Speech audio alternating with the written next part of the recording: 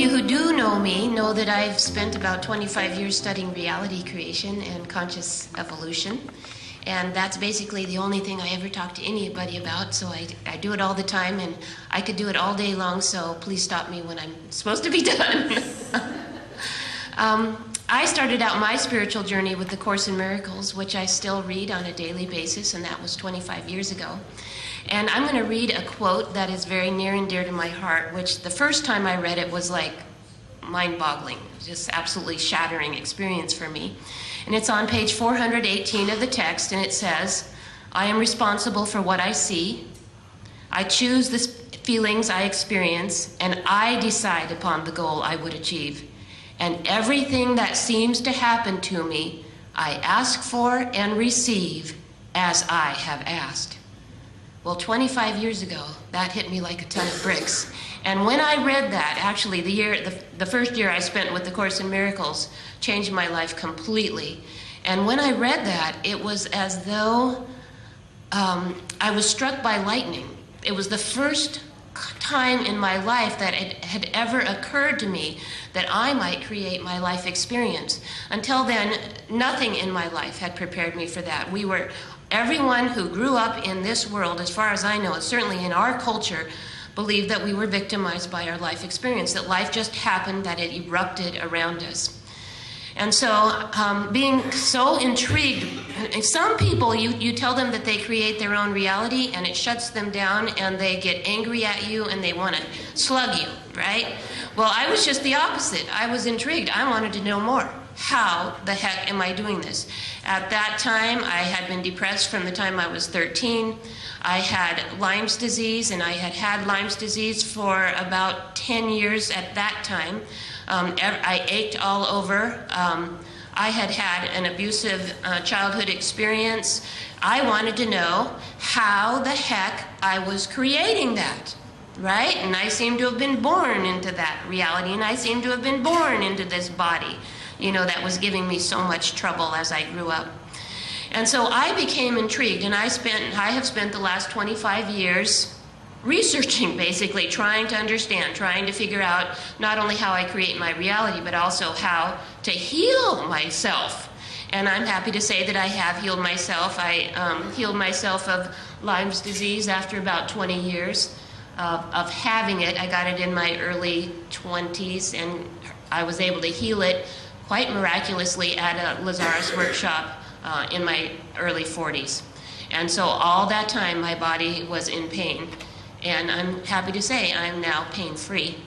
And there are still things I'm working on, however. I'm not completely out of the woods. There's still things I'm working on.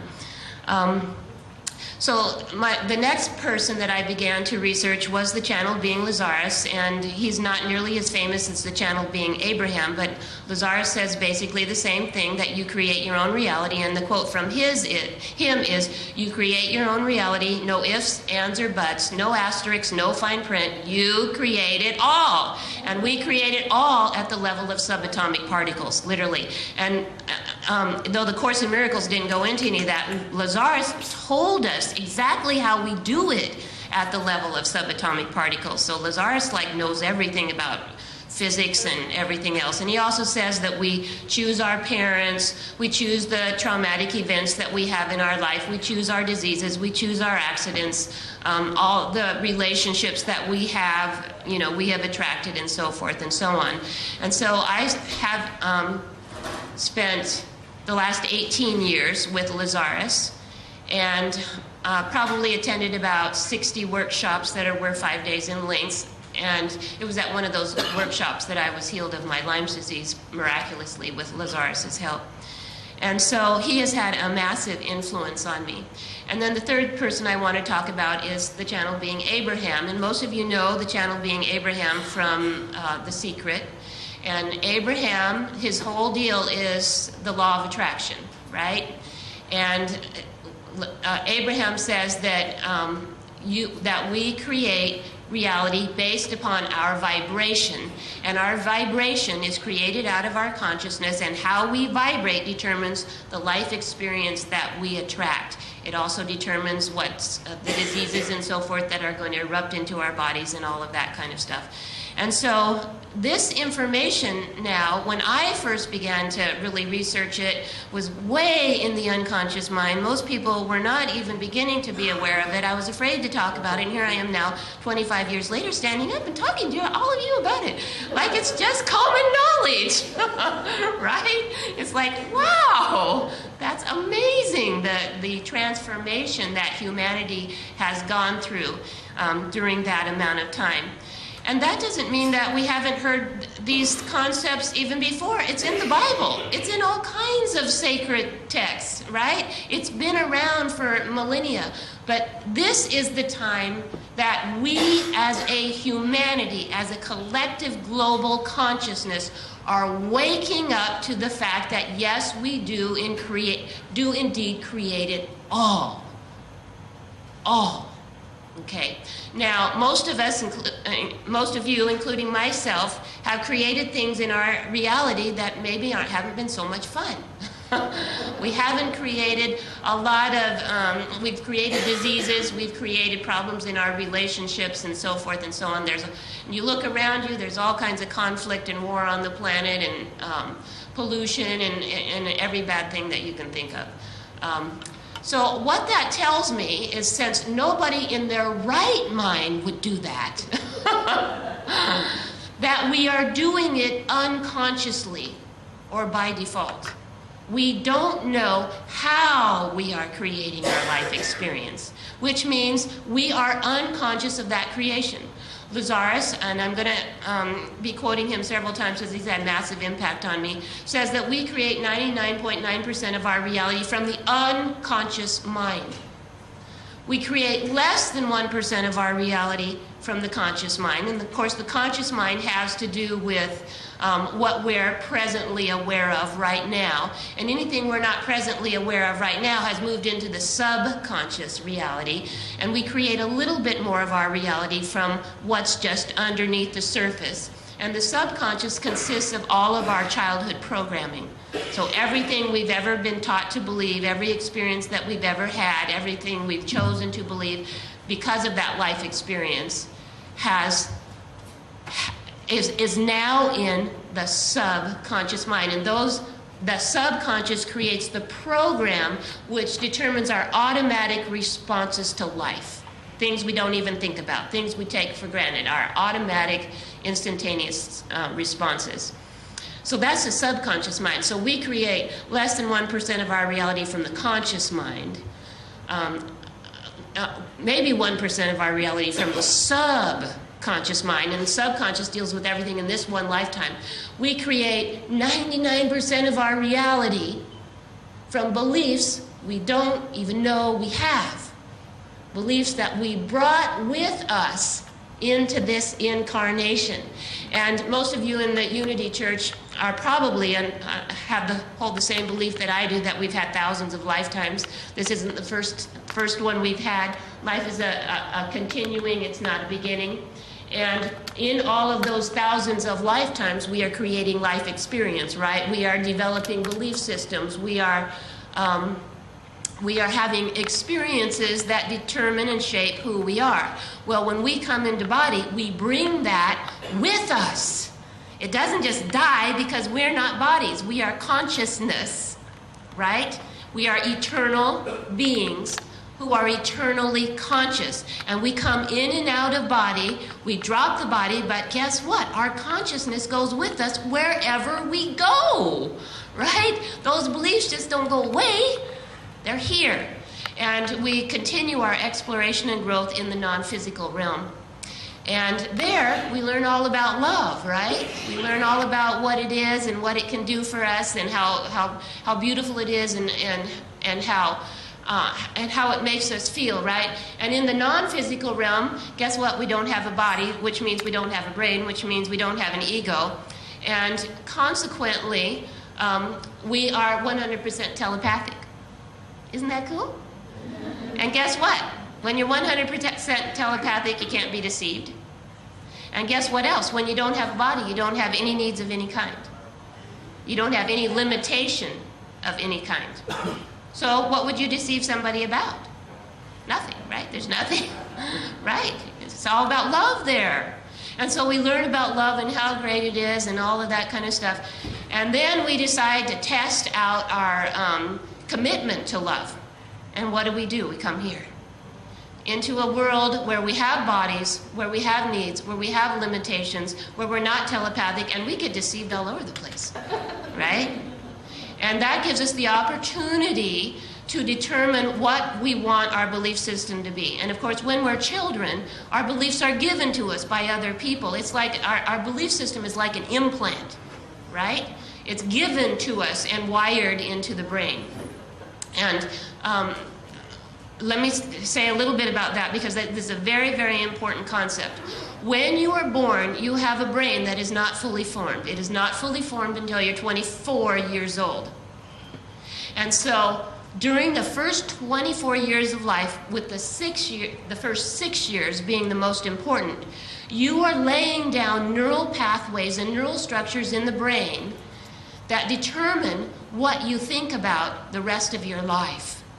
It becomes, your belief system becomes cemented into the brain. It's like becomes the default program in your brain. And in order to change that program, you have to literally evolve your brain. Literally. And that's why it's so hard to change, right? We develop certain habitual thoughts, especially if you were a shamed child, and all of us were. We develop certain habitual thoughts about how unlovable we are or how unworthy of love we are. We develop habitual thoughts about feeling victimized and habitual thoughts about the nature of reality and the nature of the world. And of course, we were all programmed to engage in victim consciousness, basically, simply by virtue of the fact that we've been here in a world where we haven't understood how we are creating our reality. And so that program is wired, it's hardwired into the brain. It doesn't go away just because we want it to, right? So it's the default program. So anytime you're under stress, you go back to that default program. We come here to the Unity Church and we say all these great affirmations and everything and feel really good for 5 minutes, and then we're under stress and it's like, oh my God, you know, where did all those good thoughts go? You know, right out the window. And so what happens when we're children is that we come here perfect. We come here with good intent. We come here fully knowledgeable. But because we are thinking individuals who depend on the brain, and the brain, when we incarnate, the brain cannot perceive anything that can't be touched and felt and heard and smelled, right, with the 5 senses. Anything that is non-physical, the brain can't perceive. We perceive the spiritual world with the mind, not the brain, right? And because of that, we can be in total denial of who we are. And we can be lied to about who we are. And we have been lied to about who we are, right? You can decide not to even believe that you have spirit. And many people have. You can decide to be an atheist or agnostic. Or you can go to a church that can teach you all kinds of erroneous things about who you are as a spiritual being. And because we're young, here's the thing about being physical, which I think is totally not fair. But when we come in, when we incarnate in these little tiny human bodies, you know what, little babies like this big, we don't know anything about anything, and we can't remember who we are. We can't remember the spirit realm. I mean, I've heard some people say that, yeah, we can remember, but we forget very quickly because nobody talks about it, right?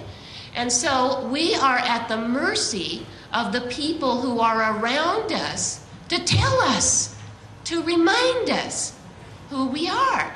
And what if they don't? You see what I mean? It's a problem. It's a great, big, huge, gigantic problem.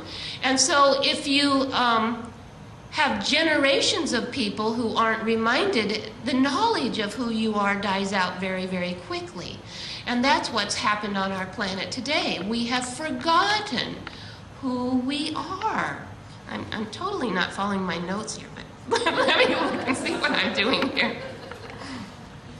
So the truth of the matter, and I'm sure most of you, I mean, if not all of you who are here, know that you are a divine being forever, eternally.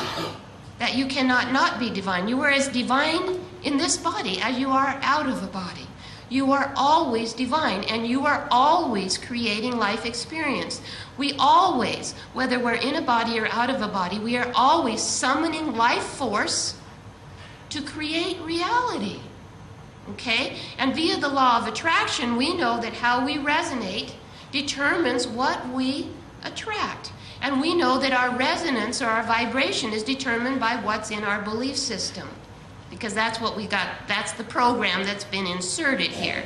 And so, of course, the goal is to change your belief system about everything.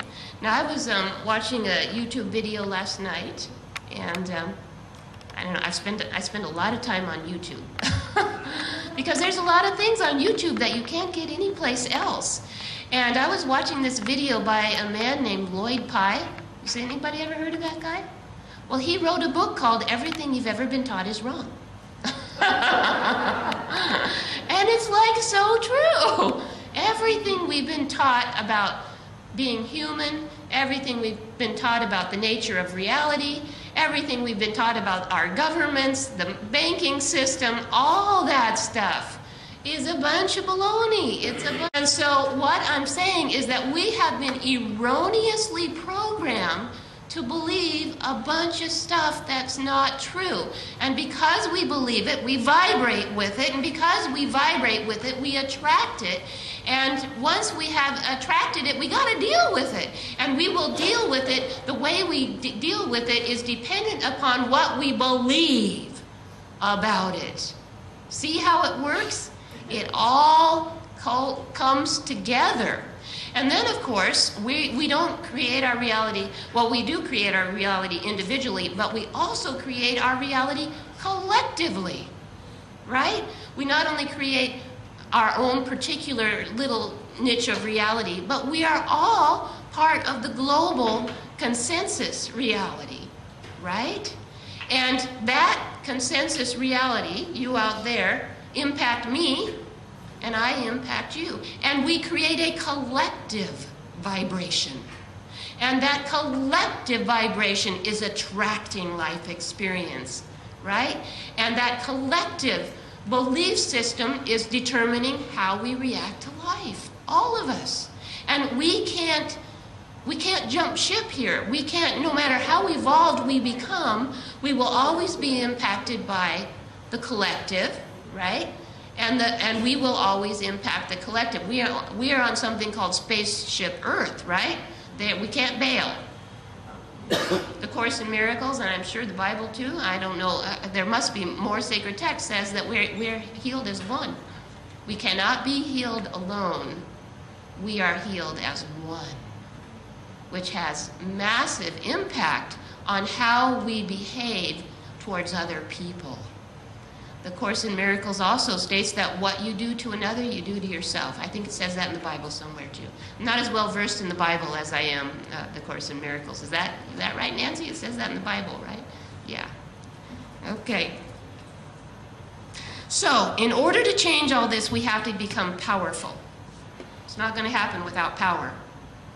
And power is defined as the ability and the willingness to act, create, and manifest a reality of your dreams. In other words, a reality that nurtures you all the time, because no one in their right mind would create a reality that's self-destructive, right? Okay, that's power. And so if given this understanding, given this definition of power, power has two components. Number one is knowledge, and number two is action. You have to know what to do to create a positive life. If you don't know what to do, I mean, how many of you have ever been sick and but I don't know how to heal myself? I mean, I've been there. If you don't know what to do, you can't do it. But you can also know what to do and choose not to do it, right? I mean, we all know that refined sugars and certain addictive habits aren't so good for you, but how many people are able to act upon that knowledge, right? That's where we can become disempowered either way. You can know what to do, but not have the ability to act, or you can not know what to do. And if you don't know what to do, you're like a blind man trying to create something in the dark with raw materials and resources, and you know, it'd be like a blind carpenter, right? Got the raw materials, got the tools, got the lumber and all that kind of stuff. They can't see the blueprint, right? They can't see what the heck they're doing, and so what manifests, right? So power has these two components. That's very, very important concept when it comes to our ability to change our life experience. So, my teacher Lazarus says that the environment that we all live in, this planet Earth and its vibration, right, the collective belief system of this Earth, is the field of play to which our consciousness was attracted. There is nobody here that didn't get here except through attraction. We were attracted to this environment that in a sense becomes the backdrop that our consciousness chooses to evolve. Okay? Everything at this time in history, actually everything in life is about conscious evolution. We incarnate as a child, as an infant, right? If we didn't evolve, what would happen to that infant? They'd never grow up, right? Everything in this physical reality is about conscious evolution. But everything is about conscious evolution, right? And so we have to do something that I call playing the reality creation game. So here's the game. Number one, become aware that we're playing it. Because we are, whether we know it or not. We are creative beings attracting life experience, and once we attract it, then our belief system determines how we react to it. We are playing that game whether we want to or not. So number one, become aware that that's the game. Okay, number two, figure out how reality gets created. Okay, via the law of attraction, via the programming that we have in our minds. Number three, come to understand how you are creating your specific reality via your resonance and via your reactions towards life. And also figure out how the globe, that we all are, okay, we are one collective consciousness, so we have to figure out how we are all creating this reality together, because you can't separate yourself from the whole. And then number four, remember what we knew before we incarnated, which is that love is the only healer. Only love creates positive, powerful, long-lasting change that expands eternally. Nothing else do that. Anything short of love is a manipulation and won't last. It may make changes for a little while, but it will not last. That's imperative to understanding how to shift this reality that we are all in. Number six, figure out how to change your environment by becoming fully loving. And of course, that's a complex issue. I can go on for days on that topic. Right? There's nothing simple about it. And we have this programming up here, right? There's nothing simple about changing this programming. Becoming fully loving becomes the spiritual path. It becomes the work that we do, the main bulk of the work we do. Okay, develop the self-discipline and perseverance to not only resonate with love so that we can attract more of it into our lives, but also do what it takes to end the self-destruction. So, know what it means to be fully loving, to act upon what you know. That's power. And if all of us begin to do that, we can change the world, because as we vibrate, so we attract, And as we become fully loving, we attract more loving people into our environment. The more of us that gather together, the more vibrating power that we have. And as we come together, it only takes 51%, right? To change the entire world. It all begins with you.